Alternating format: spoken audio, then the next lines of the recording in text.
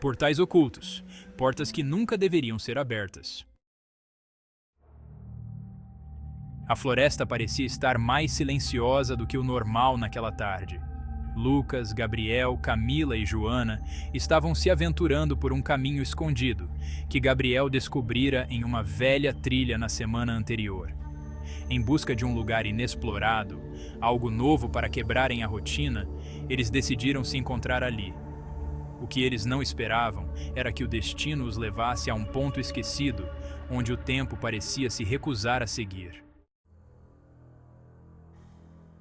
Em meio às árvores densas, eles avistaram as ruínas de uma velha cabana coberta por musgo e raízes grossas, como se a própria natureza quisesse escondê-la de qualquer olho humano. Era um local sombrio, e o vento, que até então estava calmo, soprava gelado. Curiosos, eles decidiram investigar. Gabriel forçou a porta, que cedeu com um rangido assustador, e os 4 entraram. Dentro da cabana, o ar era denso, quase sufocante. A escuridão parecia engolir tudo. Mas após alguns minutos de exploração, Camila encontrou uma pequena gaveta escondida sob o piso de madeira. Dentro dela havia um diário velho, amarelado e desgastado, com uma capa de couro que já tinha visto melhores dias. "Olhem só isso", disse ela, com a voz baixa e trêmula. Lucas pegou o diário e abriu com cuidado. As primeiras páginas estavam cheias de descrições enigmáticas e alertas misteriosos sobre portas e lugares proibidos. Portas que nunca deveriam ser abertas, lia-se em uma das páginas, escrito com uma caligrafia tremida e antiga. "Vocês estão vendo isso?", perguntou Joana, arrepiada, olhando para os amigos com um misto de empolgação e medo. Contra o bom senso, eles começaram a ler as instruções que descreviam como encontrar essas portas escondidas. Estava claro que aquele era um diário de uma pessoa obcecada por mistérios e segredos proibidos. E, naquela cabana antiga e esquecida, eles decidiram que iriam seguir os passos descritos. O primeiro portal estava a apenas alguns passos de onde estavam, no porão da cabana. Era uma porta baixa, feita de madeira velha e trancada com uma corrente enferrujada. Ao cortarem a corrente com uma faca, perceberam que algo muito antigo e escuro estava preso ali dentro. Lucas, sempre o mais corajoso do grupo, decidiu entrar primeiro. A escuridão era impenetrável, mas assim que ele cruzou o limiar da porta, uma estranha e opressora claridade surgiu do nada, revelando um lugar vazio e sinistro. Lucas estava em um campo aberto que parecia eterno. O solo era seco e rachado, e o céu, uma mistura de tons estranhos de cinza e verde. Ele não conseguia ver onde estava e nem os outros atrás dele. O medo começou a se instaurar quando ele percebeu que não estava sozinho. Formas disformes e sombrias começaram a se mover ao longe e ele sentia que algo o observava. O ar era pesado, cheio de sussurros abafados e palavras ininteligíveis que pareciam zombar de sua presença. Sentindo um desespero crescente, Lucas tentou gritar, mas sua voz parecia ser abafada. Do outro lado, Gabriel e Joana também atravessaram o portal, sendo instantaneamente lançados para o mesmo lugar, mas sem se verem. Cada um deles estava em uma versão desse estranho campo sombrio e abandonado, mas completamente isolado dos outros. Camila, que ainda estava do lado de fora, hesitava em entrar. O diário dizia que, se um portal fosse atravessado sem que fosse completamente fechado depois, ele atrairia algo do outro lado.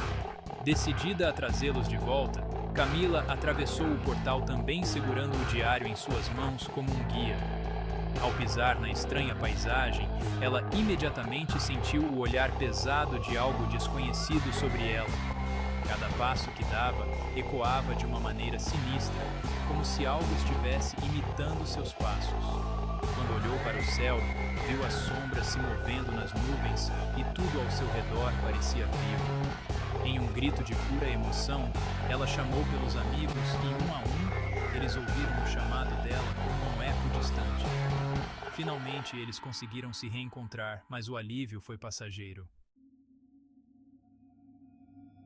Uma figura grotesca, com olhos brilhantes e um sorriso insano, apareceu na frente deles. Era uma presença horrível, algo que parecia se alimentar de seus medos e dúvidas mais profundos.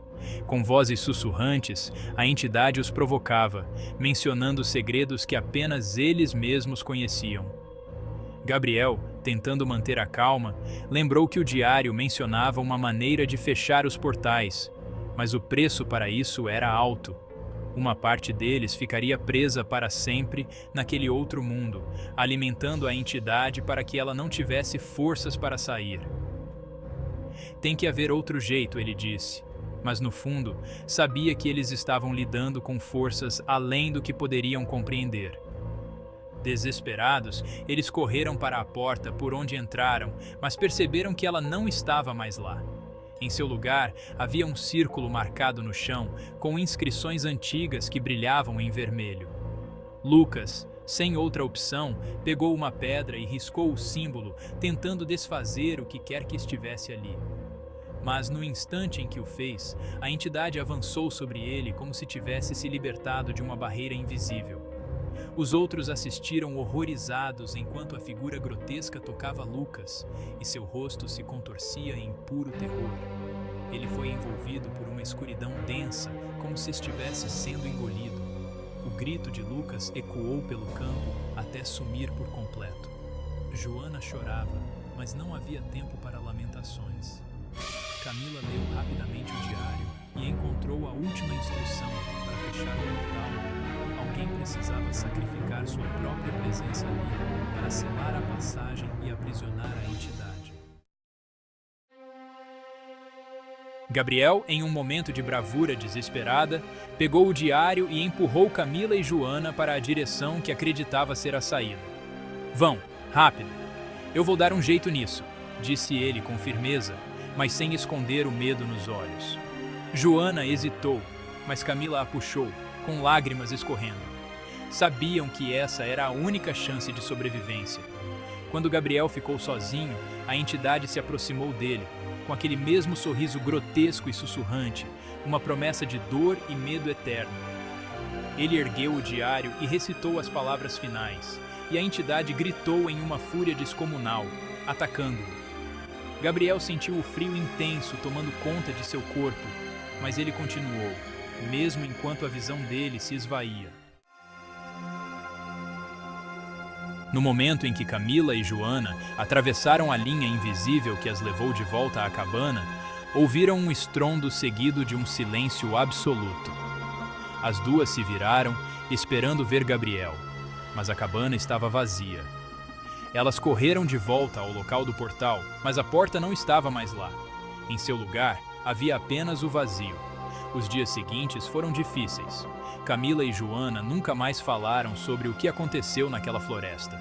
No entanto, de vez em quando, à noite, ouviam sussurros inexplicáveis e sentiam um arrepio na espinha, como se alguém as estivesse observando. Anos depois, uma nova turma de jovens encontrou a mesma cabana e uma corrente enferrujada que parecia impossível de cortar.